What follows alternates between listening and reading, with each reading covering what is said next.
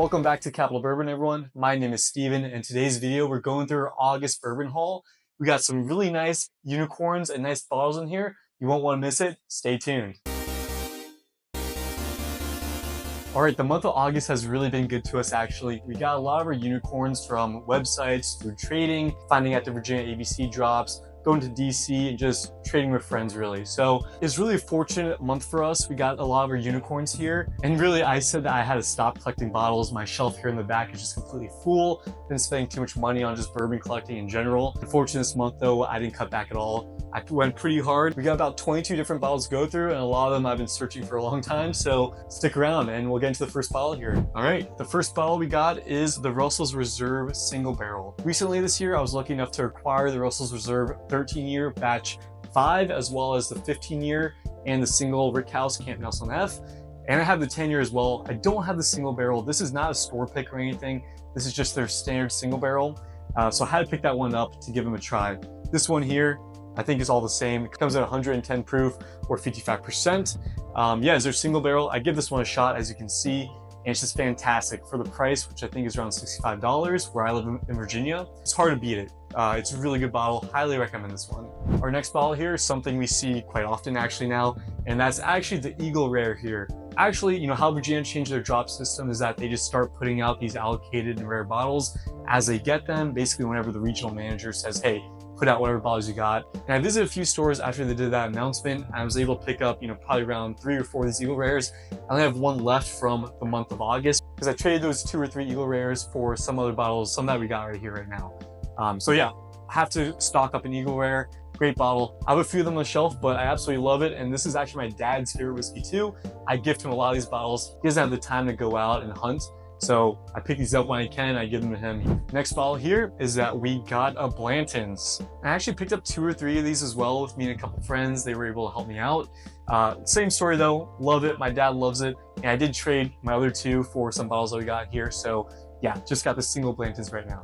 All right, our next bottle here is we got the 1792 Sweet Wheat.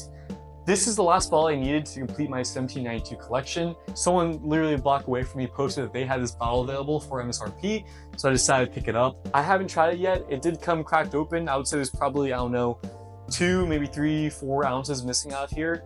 For the deal, kind of pass it up. Saves me a lot of money and saves me a lot of time actually going to DC or trying to find these stores that could sell this and ship it to me. So was happy to pick that up and we'll be trying it here soon myself. All right, our next bottle here is another one that was recently released, which is Elijah Craig Toasted Rye. And we also got the Penelope Toasted Rye. Both these are toasted ryes and both of them are recently released. Decided to pick them both up. I haven't had a toasted rye before. I love the toasted barrels at Elijah Craig. I don't love the toasted barrel that Penelope puts out. I just think it's too rough and kind of tastes varnishy or too charred. But I decided to give it another try with their toasted rye, mainly because I want to do a video on a head-to-head between Elijah Craig and the Penelope Toasted Rye. Stay tuned for that. The Elijah Craig Toasted Rye, I believe, is coming out $65, and the Penelope Toasted Rye is at $75. So Penelope is a bit more expensive there. All right, our next couple of bottles here is a pair of Green Rivers. On this one here, on the left, we got the wheated bourbon coming in at 90 proof. And on the right here, we got the foolproof bourbon coming in at 117.3 proof. Now, I decided to pick these up because the Virginia ABC recently added that to the distribution and they had these available. And I heard a lot of good things about Green River. So I decided to put it to a test. And to be honest, I was not really impressed by either of these. The wheated especially was just tasted flat and unremarkable.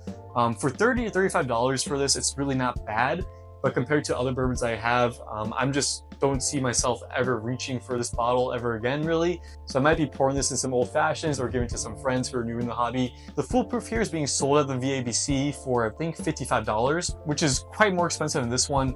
And do you actually get your money's worth for this one? I think it's more enjoyable. It gives you more flavors, but again, for $55, it's started reaching there in the mid-tier bourbons.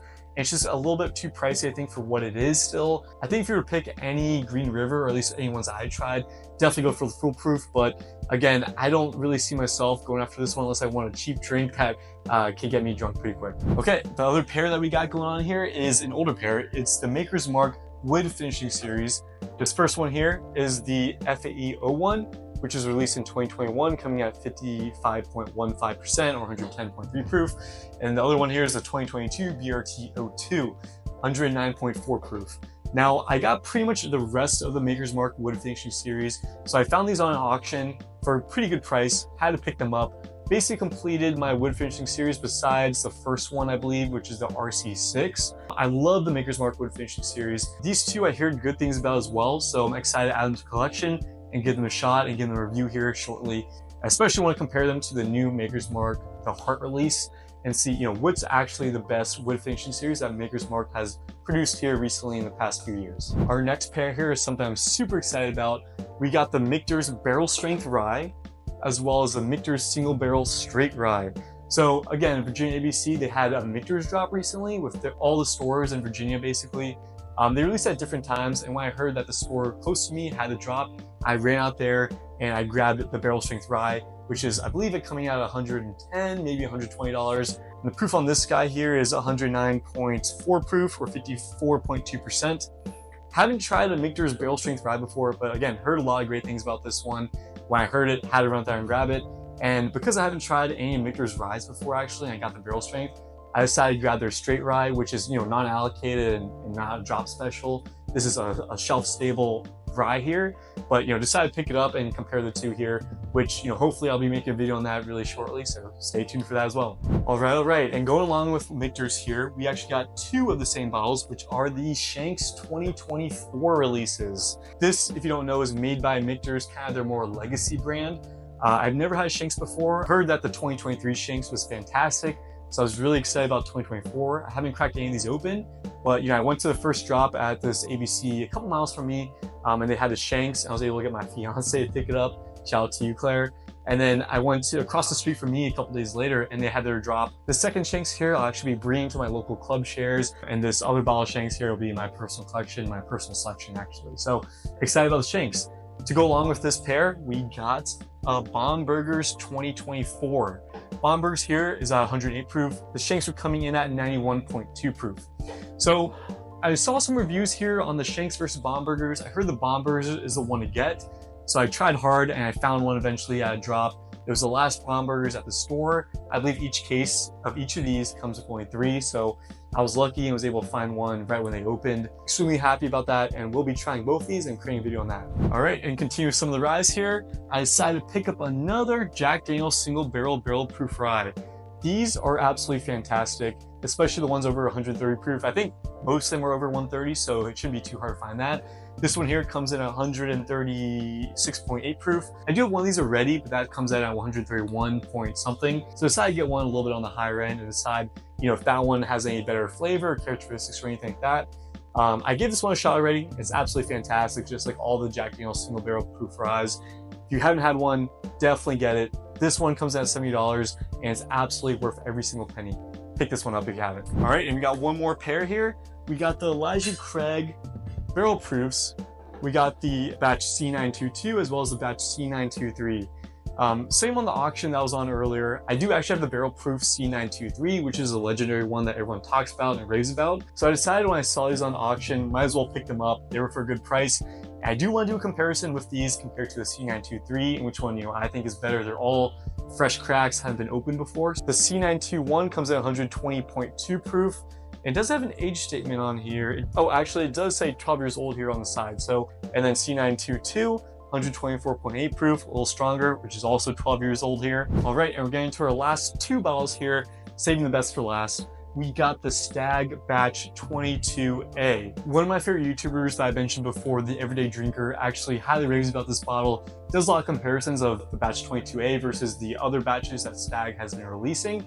And consistently, the 22A has won out on top, and the tasting notes on this one seem to be exactly my palate. So again, when I saw this on auction for $150, I was able to grab it for. I decided to snag it up and add it to the collection here, which is only my second Stagg bottle. I'm extremely happy to be adding this one to the collection. We'll be giving this one a try here soon too. And this one here, batch 22A, comes in at 132.2 proof, pretty high there. I do love my high proof barrel strength whiskeys though. So this one I'm hoping will taste as good as 23C, if not better. All right, and my last bottle here, which is something I've been looking to add to the collection and one of the unicorns I've been looking for, is the Jack Daniel's The Jack Daniel's Twice Barreled Special Release American Single Malt, coming in at 53.45% or 106.9 proof. Now, I did end up trying one of these at a local bar out in Florida when I was out there for vacation in St. Petersburg, and I thought that was fantastic. I'm usually not a fan of single malts. It kind of has that vinegary, interesting taste to me. But when I had this one, I thought this one was extremely good, and it's kind of changing my mind a little bit about single malts. Although, you know, this one's a pretty rare and expensive bottle. I was able to get this also on the auctions for around $155, so I'm happy about that. This is the bottle that I'm most excited for, and I will be cracking all my Jack Daniel's special releases here very soon. I'll be reviewing those, so stick around for that. Alright guys, well that does it for our August bottle haul here. We got a lot of great bottles, a lot of good unicorns added to the collection. I promised my fiance to stop buying as many bottles and bourbons, so hopefully in the months of September, October, November, I'll be slowing that down a little bit. I'll be picking up higher quality bottles.